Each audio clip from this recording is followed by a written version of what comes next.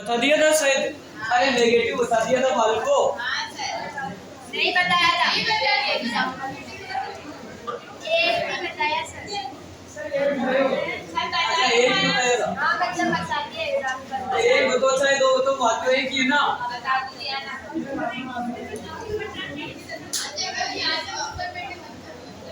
Affirmative बता दिया ना।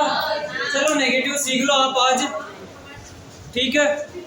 पास्ट कंटिन्यूअस हमने लास्ट वाली क्लास में लिया था, बाल को आवाज नहीं करेंगे। ये चीजें तो बताई नहीं मैंने तुम्हारे को भी। बता दीजिए। एक बार फिर से देख लो, बता दिया तो भी।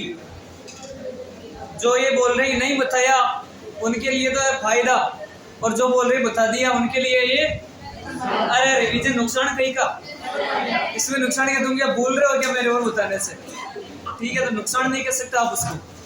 पास्ट कंटिन्यूअस लास्ट टाइम में लिया था। हेल्पिंग वर्ब क्या होती है इसकी? बस अरे सामने लिखा हुआ है यार। पास्ट कंटिन्यूअस की हेल्पिंग वर्ब होती है वॉज और वाज। नहीं बोलोगे आज के बाद? क्या बोलोगे?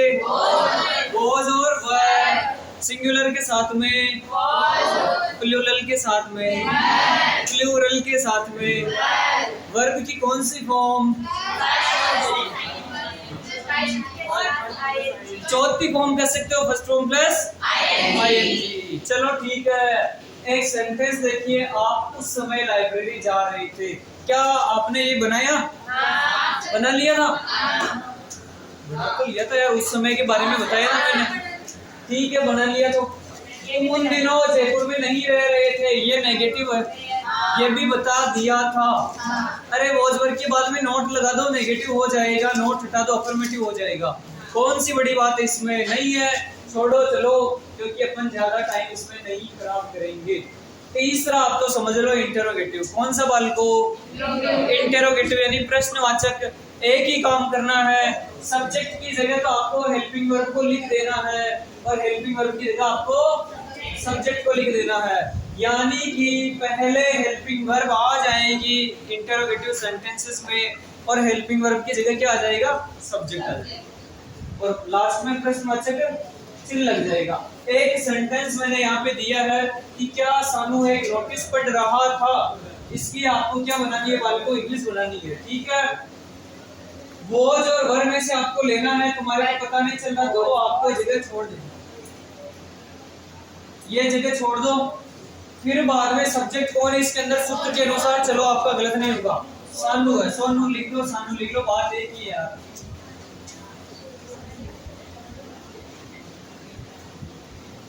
सानू एक वचन है, इसलिए एक वचन के साथ में क्या आएगा? वो जाएगा। ये चीज की एक helping verb complete, subject complete, verb क्या है इसके अंदर, क्रिया कौन सी हो रही है? पढ़ने की, जिसको बोलते हैं रीड। क्या बोलते हैं बाल को? और रीड में आपको क्या लगाना है? आईएनजी लगाना है। रीडिंग। क्या पढ़ रहा था? तो ऑब्जेक्ट क्या हो गया आपका? एक नोटिस, एक के लिए ए। यही आपका जो है इंटरोगेटिव सेंटेंस है, कोई बड़ी बात नहीं है। अगर मैं इसको यहाँ पे लिख देता और इसको यहाँ पे लिख देता तो ये आपका अफर्मेटिव हो जाता। Sonu was reading A notice, ठीक है, और was Sonu reading A notice. इतना ही अंतर अफर्मेटिव और इंटरोगेटिव में। अगर इसको नेगेटिव बनाना होता तो सोनू या सानू वाज नॉट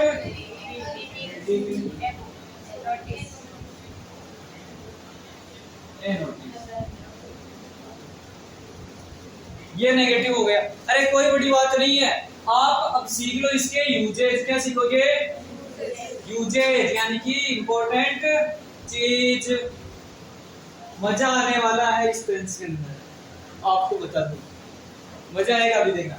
यूजेज मैंने शायद आपको हल्की सी पहले भी बताया था, यानी कि लास्ट वाली क्लास के अंदर मैंने सेंटेंस में यूजेज डाल दिए थे ताकि आपको बाद में दिक्कत नहीं आए। अगर किसी भी सेंटेंस के अंदर at that time, at that moment, those days, eight this time के साथ में पास्ट से रिलेटेड वर्ड्स आ जाए, कैसे कि एट दिस टाइम यस्टरडे, कल इस समय में ये कर रहा था। एट दिस टाइम तो केवल जो एट दिस टाइम है ना बालकों वो किसका है, प्रेजेंट कंटिन्यूस का है। लेकिन अगर इसके साथ में पास्ट से संबंधित कुछ भी वर्ड्स आ जाते हैं ना तो वो किस में चले जाएंगे, पास्ट कंटिन्यूस में। और दिस का क्या बताया मैंने, डेट बताया था, अरे बताया नहीं बताया कि एट दिस टाइम तो किस में आता है, प्रेजेंट कंटिन्यूस में, और at the time past continuous में। एट दिस मोमेंट प्रेजेंट में आ जाता है और एट दैट मोमेंट पास्ट में चला जाएगा। दीज डेज किस में आता है, प्रेजेंट में, और दोज डेज पास्ट में, कंटिन्यूस में। ठीक है, इस चीज का ध्यान रखना है। और एट दिस टाइम के साथ में अगर पास्ट से रिलेटेड वर्ड्स आ जाते हैं ना तो वो पास्ट कंटिन्यूस टेंस के यूज कहलाएंगे। अगर इनमें से आपको कोई सा भी एक वर्ड दिख जाए किसी भी सेंटेंस में तो क्या करोगे, was verb plus ING, was verb plus ING आया खोपड़ी में। अगर आईएनजी दिया हो तो केवल आपको वॉज वर्ब ही लगाना है, और वॉज वर्ब दिया हो तो केवल आपको आईएनजी वाली फॉर्म ही लेनी है। एग्जामिनर आपको किसी भी तरीके से प्रश्न दे सकता है, पूरे सेंटेंस को पढ़ना है कि इसमें वर्ब भरनी भी है या नहीं भरनी है। कहीं ये तो नहीं है कि केवल हेल्पिंग वर्ब भी भरनी हो, कहीं ये तो नहीं है कि हेल्पिंग वर्ब दे रखी और केवल आपको वर्ब भी भरनी हो, तो इसका भी ध्यान रखना। यह नहीं कि मैंने रखा दिया आपको वॉज वर्ब प्लस आईएनजी और एग्जामिनर ने ऑलरेडी आईएनजी लगा के दे दी है, तुम्हारे को केवल वॉज वर्ब ही भरना है, लेकिन फिर भी वॉज वर्ब लगा रहे हो और गोइंग कर रहे हो उसकी। ठीक है, इस चीज का भी थोड़ा ध्यान रखना। अगला वाला एक विशेष नियम है, उसके बाद में मेरे साथ से प्रैक्टिस सेट आएंगे इसके अंदर। अरे रुजा भाई, ये क्या कहना चाह रहा है,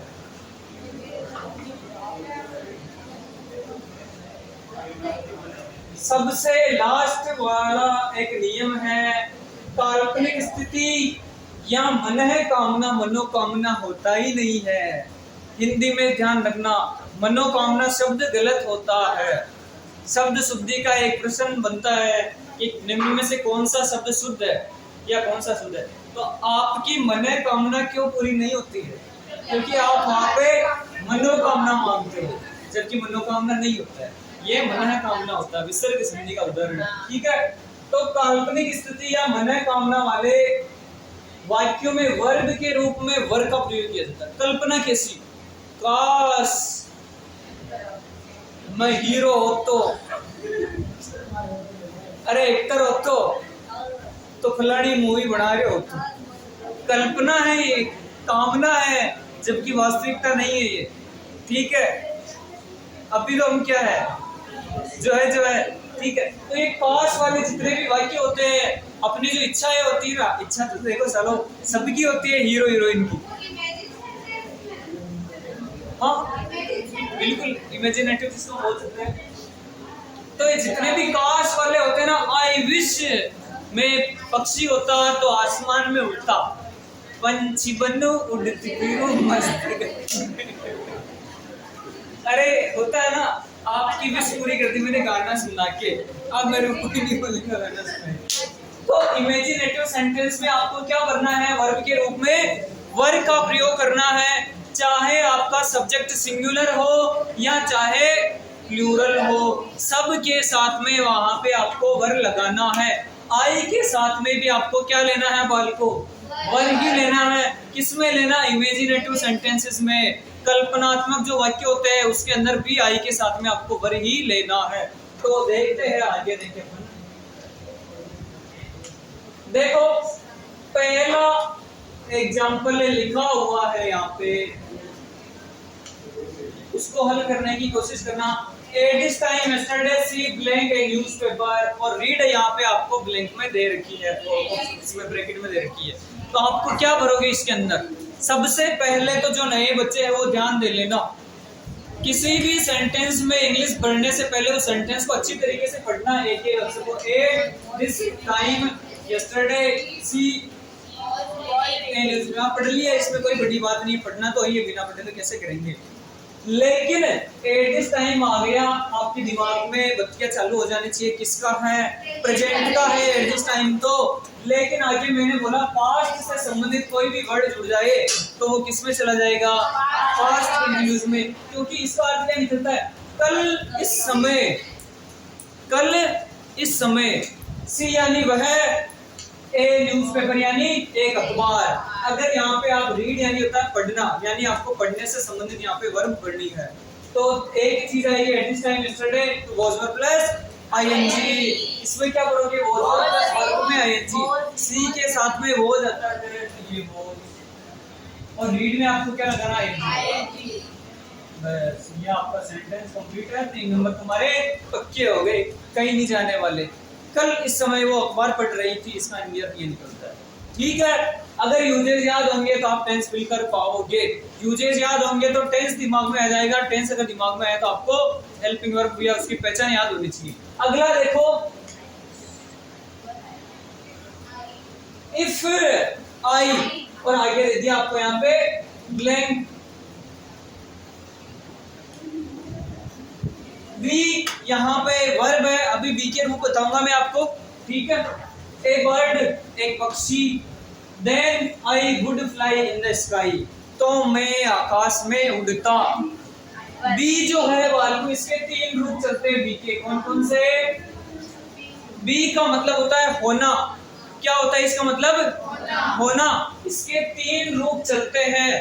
पहला रूप प्रेजेंट का, बी का मतलब होता है इज, एम, और पहला रूप। दूसरा रूप इसका चलता है पास्ट का, वॉज और तीसरा रूप चलता है आपका विल बी और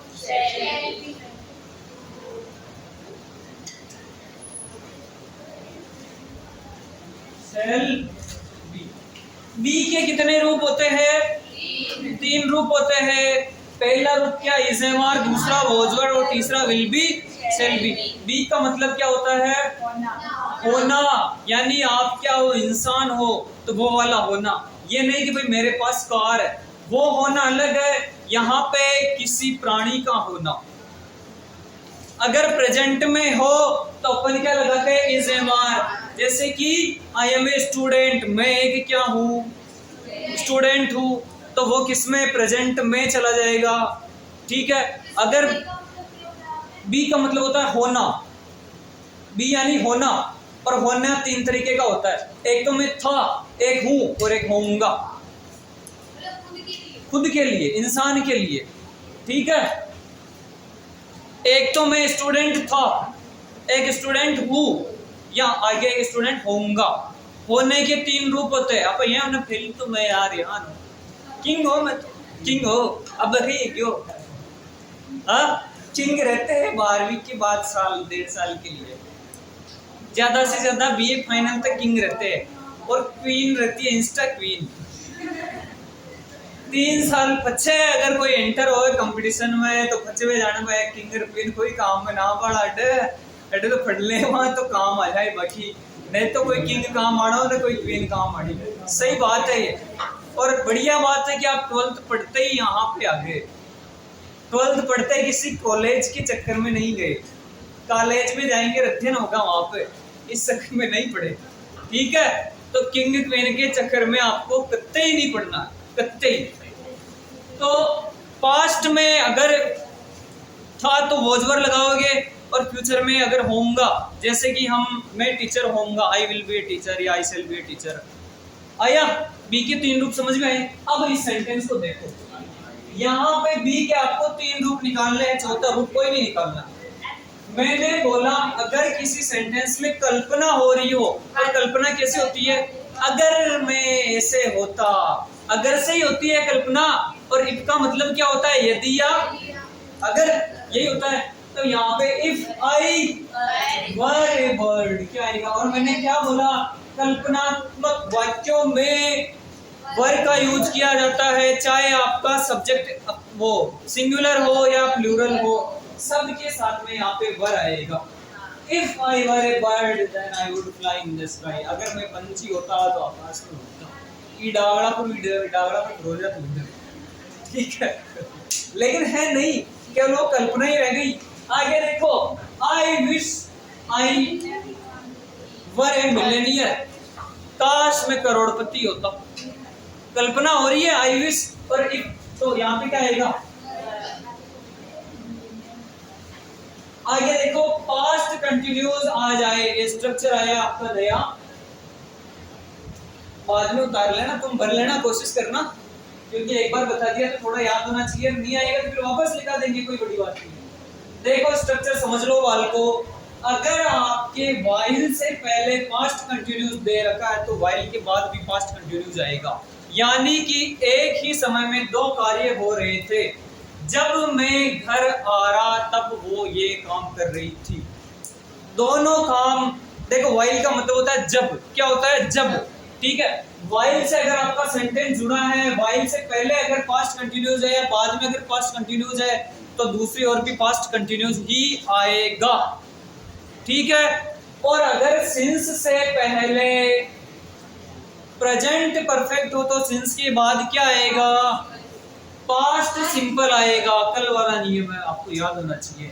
तो ये आपका वाइल वाला नियम इंपॉर्टेंट है, कई बार यहाँ से आया हुआ है।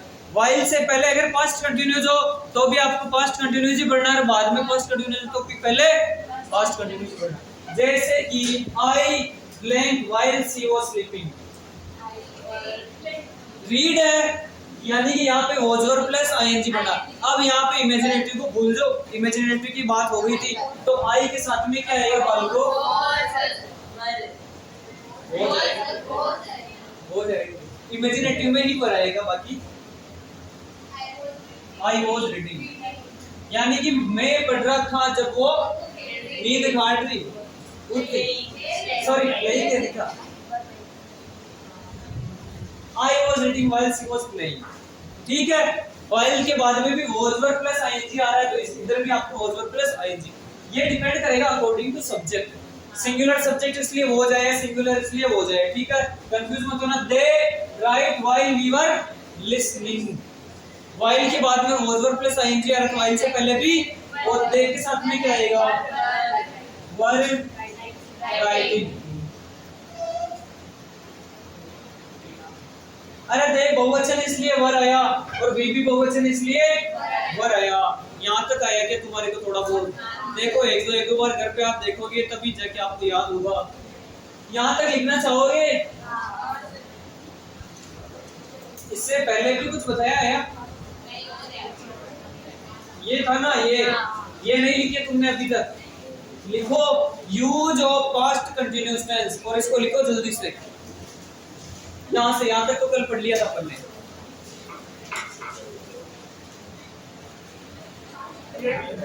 आगे चले टेब नोट। अच्छा ये भी बाकी है हमारा लिखना, उतारो इसको भी,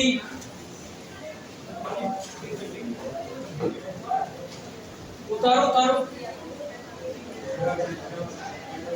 थोड़ा जल्दी करना वाले को इसको लिखने की। मैं तो एक पेज में समझ रहा था कि वो ही काटना, ये हट गया वाह।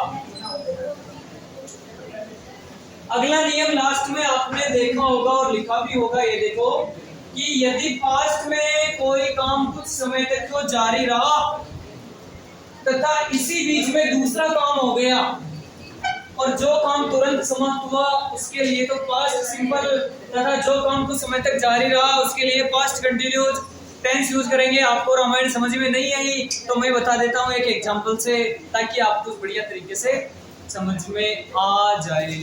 पहला बोल रहा है यदि पास्ट में कोई काम कुछ समय तक जारी रहा और इसी दौरान दूसरा काम हो गया तो जो तुरंत समाप्त हुआ उसके लिए तो पास्ट सिंपल, और जो जारी था उसके लिए पास्ट कंटिन्यूअस। जब टीचर क्लास में आया तो बच्चे हंस रहे थे, बच्चे क्या पहले से हंस रहे थे और अचानक दूसरा काम कौन सा हुआ, टीचर क्लास में आ गया। टीचर तो आगे लेकिन पे हंसते हंसते एकदम थोड़ी डब्बे तो लास्ट थी ऐसे करते रह जाते, अरे करते ही नहीं है, ठीक है। तुरंत बंद हुआ उसके लिए तो पास्ट सिंपल यूज करना है, और थोड़ी देर तक जारी रहा उसके लिए पास्ट कंटिन्यूअस। एक्सरसाइज देखते हैं, उदाहरण आ गए आपके सामने, ये देखो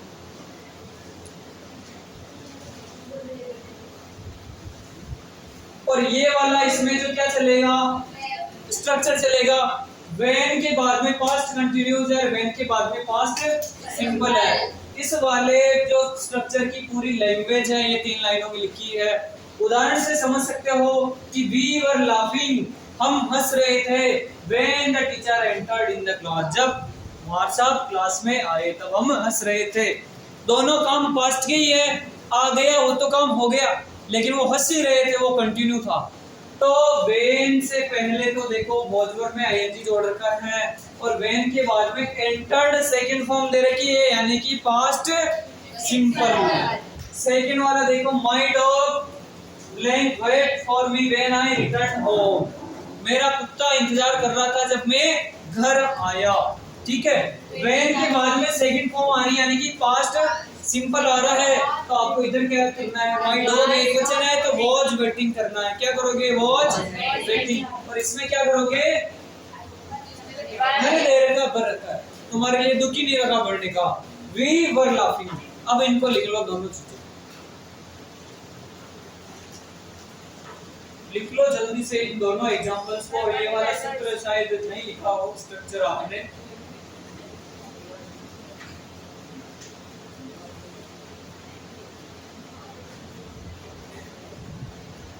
रोज के स्ट्रक्चर या सूत्र जो भी है, नियम आप रोज याद कर लिया करो, टेस्ट में आपके ऊपर भार नहीं पड़ेगा।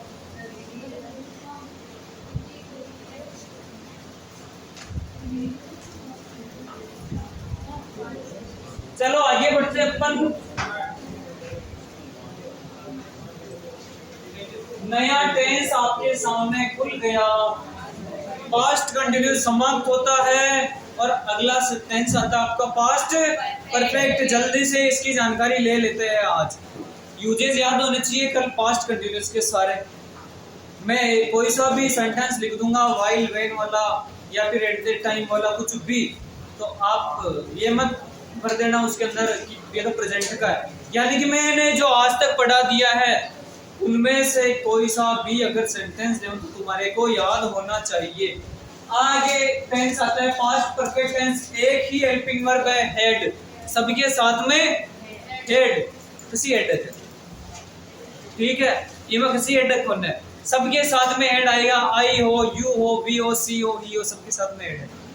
वर्ब की थर्ड फॉर्म कोई सा भी परफेक्ट हो, वर्ब की थर्ड फॉर्म लेनी है।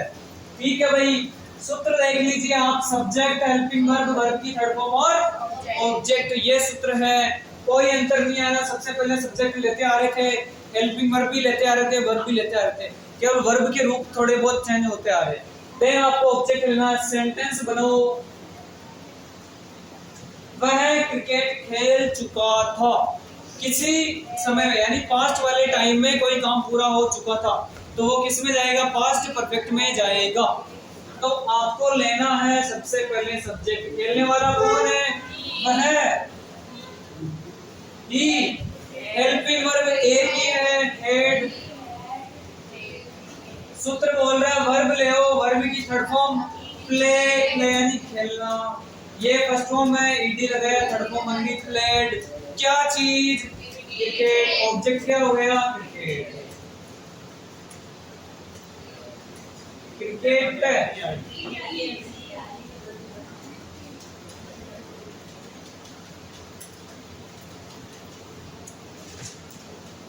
बना लोगे,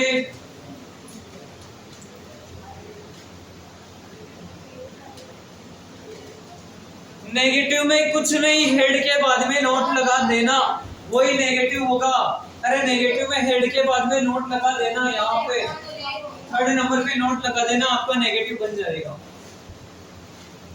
ये सेंटेंस है, आप बना लो। वह क्रिकेट नहीं खेल चुका था, अरे बहुत इजी है। He had not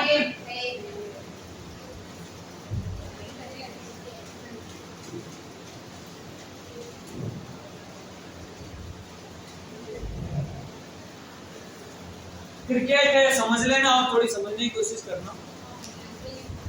सही लिखो।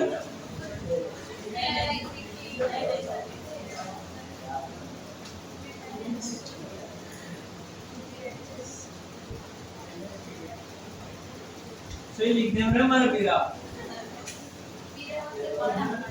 अरे प्रेमू विरोही केवा चाहे भाई हो चाहे मार क्रिकेट। अगर आपको इंटरोगेटिव बनाना तो क्या करोगे?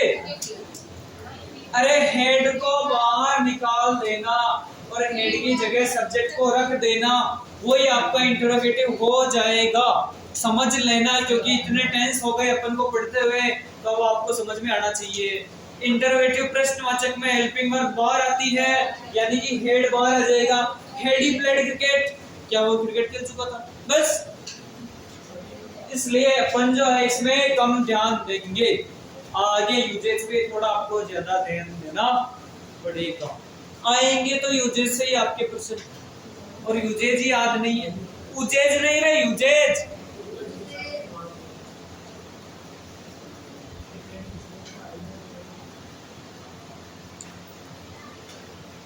खाने यहाँ लाग रहे हो या जाड़ नरी को जा लग रहा है। अब यार देखो, अगर आसान काम होता तो कंपटीशन ही नहीं होता। आसान काम होता तो सभी नौकरी ला जाता, एसटीसी करते ही लागू। 7-8 लाख फॉर्म आवे तो 7-8 लाख में सिलेक्शन हो जाते। 21,000 की क्यों? इसमें एक नियम है ये, अभी बताएंगे। अरे लिख लो, यहाँ तक लिखना, रेड वाले तक ही। अपन ने पेन से लिखा वहां तक लिखना, ठीक है? आई थिंक आपने लिख लिया होगा, आई होप, ऐसी आशा करता हूँ।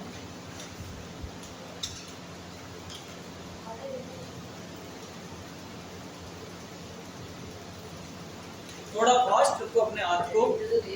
हाँ, इसमें क्या आफ्टर बिफोर वाला नियम चलता है। हेड प्लस फॉर्म लिख लिया। चलो आगे बढ़ते हैं अपन। आगे बढ़ने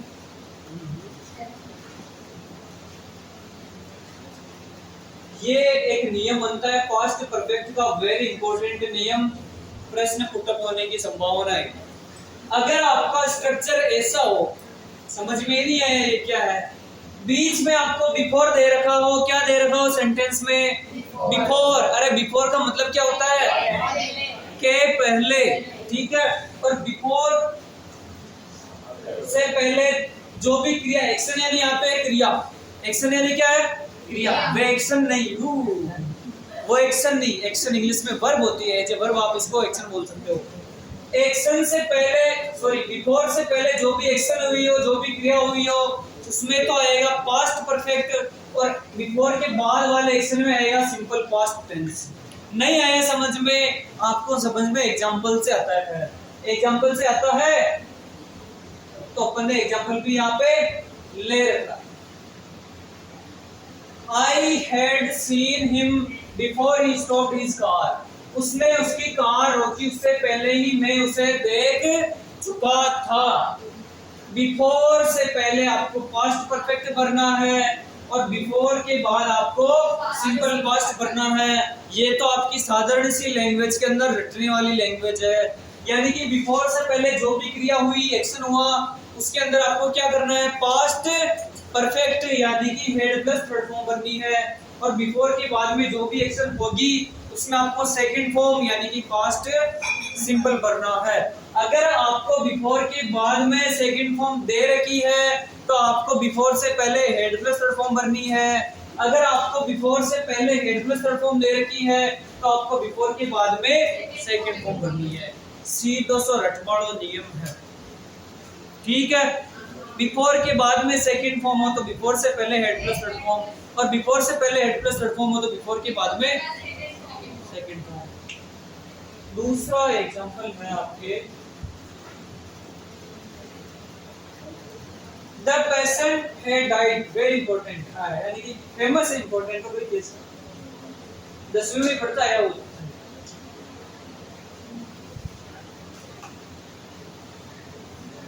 The patient had died before the doctor came. Doctor के आने से पहले ही मरीज मर चुका था, ठीक है?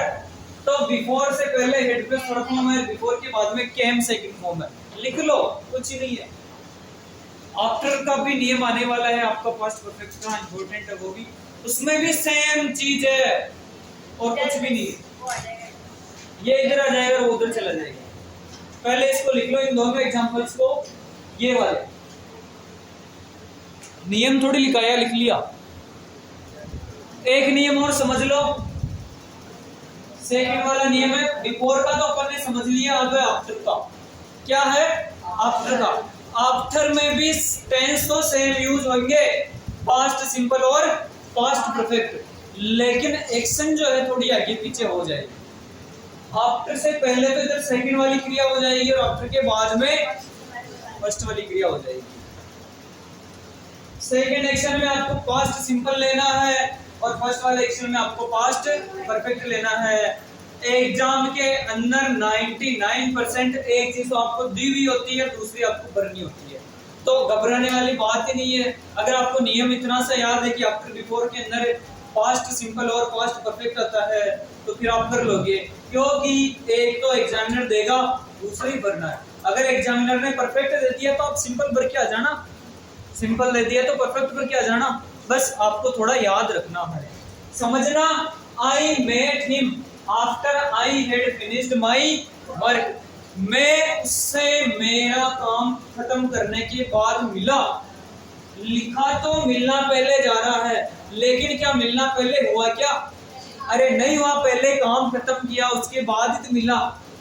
केवल एक आफ्टर आ गया, इसलिए जो है लिखना आगे पीछे हो गया।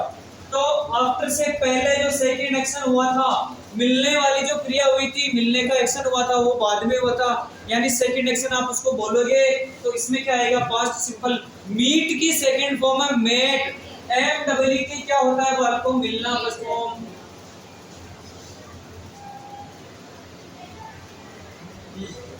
MWT मीट यानी मिलना, फर्स्ट फॉर्म है MET और MET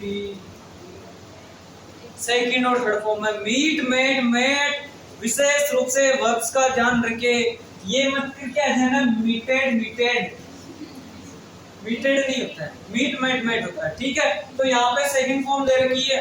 अब आप ये पूछो कि ये थर्ड फॉर्म क्यों नहीं है, ये तो अपन इसकी बात में करेंगे, इसकी बात करें अपन मीट की। मैं क्या बोल रहा हूँ कि मीट क्या है? First form MWT, second form MET और तीसरी फॉर्म भी MET। तो आप इसको सेकंड ही क्यों मान रहे हो? थर्ड भी तो मान सकते हो। पास्ट सिंपल टेंस यूज हुआ इसलिए। और बताओ मेरे को, इस वाले को तो भूल ही जाओ। मैं तो एक नॉर्मल सा, चलो यहाँ तक एक सेंटेंस लिख दिया, आई मेट हिम। इसमें मेट को मैं थर्ड फॉर्म मानूं या सेकंड फॉर्म मानूं, ये बताओ। सेकंड फॉर्म क्यों मानूं, ये बताओ। थर्ड फॉर्म मानूं, यही तुम्हें पूछना चाह रहा हूँ। अरे थर्ड फॉर्म नहीं मानेंगे। अगर ये थर्ड फॉर्म होती तो इधर डेफिनेटली हैज, हैव या हैड या विल हैव या शैल हैव आता। थर्ड फॉर्म जब मानेंगे हम, उससे पहले कोई हेल्पिंग वर्ब हो, इससे पहले कोई हेल्पिंग वर्ब नहीं है तो ये सेकंड फॉर्म मानी जाएगी। इस चीज का आपको थोड़ा ध्यान रखना है ना, नॉलेज के लिए बताया था मैंने। तो आफ्टर से पहले देखो सेकंड फॉर्म वर्दी, तो इधर हेड प्लस थर्ड फॉर्म लिख लो, नहीं लिखा तो हिंदी अर्थ करके देखना पड़ेगा, थोड़ा थोड़ा आसानी रहेगी इंग्लिश भरने में। हिंदी अर्थ अगर आपको थोड़ा थोड़ा आता है तो लिख लो दोनों, या लिख लिया। बालको ये जो नियम थे अपने पास्ट परफेक्ट का था, आफ्टर बिफोर वाला इंपॉर्टेंट चीज है, थोड़ा ध्यान दे लेना, जो कि मैंने आपको बता दिया। ये क्या चल रहा है?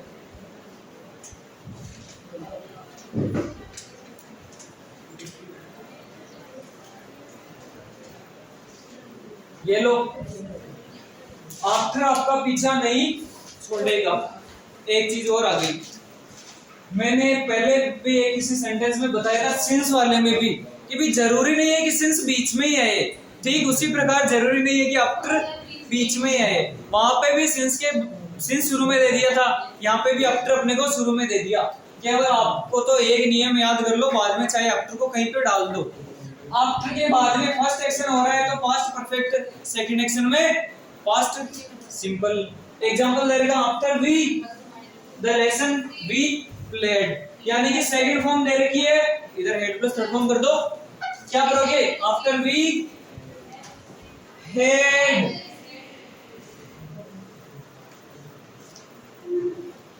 रिवाइज की, रिवाइज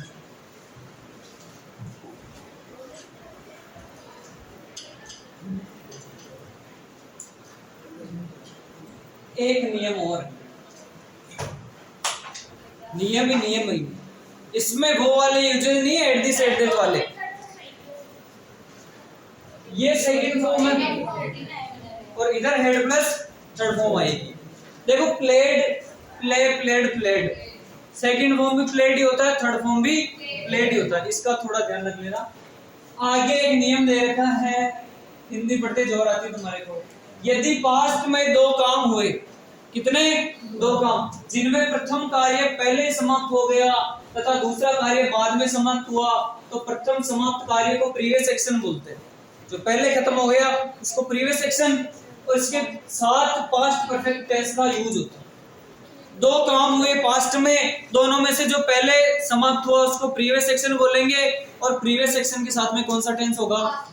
पास्ट परफेक्ट। और दूसरे बाद में समाप्त होने वाले कार्य को सबसिक्वेंट एक्शन बोलते हैं, और उसके साथ में पास्ट सिंपल टेंस का प्रयोग होता है। कुल मिला के बिफोर वाला ही नियम है, थोड़ा सा इसको घुमा दिया। एग्जाम्पल दिया है इसने, the crops had destroyed before it रेन्ड, यानी वर्षा होने से पहले फसलें नष्ट हो चुकी थी। बिफोर आ रहा है, सेकंड फॉर्म आ रही है एक तरफ, तो दूसरी तरफ आपको हेड प्लस थर्ड फॉर्म रखनी है। ये चीजें याद नहीं हो, इनमें मातापची मत करना, लेकिन आफ्टर बिफोर का एक बार ये जरूर याद रखना। आफ्टर बिफोर दे दे, सेकंड फॉर्म दे दे तो head plus third form, head plus third form दे दे तो सेकंड फॉर्म। ये चीज आप मत भूलना। बाकी और कोई दूसरी ये रामायण याद नहीं रखना, ये तो सिर्फ आपको समझाने के लिए, आपके एज ए नोट्स बनाना चाहते हो तो उसके लिए है। The bell had drunk before I reached the school, मेरे स्कूल पहुंचने से पहले ही घंटी बज गई थी। ठीक है, तो बिफोर के बाद में सेकंड फॉर्म है, हेड प्लस थर्ड फॉर्म कर दो, या हेड प्लस थर्ड फॉर्म है। ऐसा होगा कि जिसमें बिफोर बीच में आएगा, घंटी बज चुकी थी जब मैं स्कूल पहुंचा। बिल्कुल है, दोनों ही पास्ट की। ठीक है, तो पहले हो गया परफेक्ट, पहले ही बज गई थी, अपन पहुंचे बाद में, तो प्रीवियस एक्शन कौन सा हुआ? घंटी बजना, पास्ट परफेक्ट कर दिया हेड रंग, रिंग रेंग रंग, रिंग यानी बजना, रेंग यानी बजा, रंग यानी बज चुकी। और जो सब सीक्वेंट एक्शन हुआ मेरा पहुंचना, उसमें पास्ट सिंपल। लिख लो, लिखो, हो गया होगा आई थिंक, एक बार बोल रहा ना। तो आज के लिए यही पढ़ेंगे अपनी क्लास के अंदर, मिलते हैं अगले सेशन में। आशा करता हूं कि आज का अपना ये सेशन आपको अच्छा लगा होगा। अगले सेशन के लिए बने रहिए, बड़ी तसल्ली से इंतजार कीजिए, जल्दी से क्लास अपलोड कर दी जाएगी चैनल पे। धन्यवाद आप सभी का।